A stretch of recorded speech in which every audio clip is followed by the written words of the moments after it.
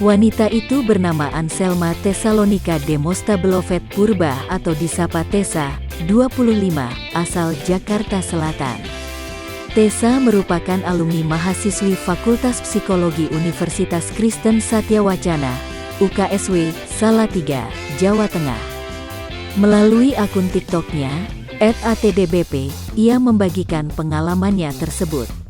Ia memilih topik perselingkuhan jadi penelitian skripsi karena berangkat dari cerita wanita itu sendiri, di mana dia pernah diselingkuhi oleh mantan kekasihnya. Hasil penelitian skripsinya itu sudah terbit dalam bentuk jurnal pada tahun 2019 lalu sebagai syarat kelulusan. Viral di TikTok, kisah seorang wanita bikin skripsi soal perselingkuhan berawal dari pengalaman sendiri, ngaku tak alami kesulitan saat mengerjakan. Meskipun begitu, topik perselingkuhan menjadi tantangan sendiri baginya. Ia merasa tidak kesulitan menyelesaikan penelitian skripsi ini. Terlebih, Tessa memiliki dosen pembimbing yang turut mendampinginya dalam penelitiannya.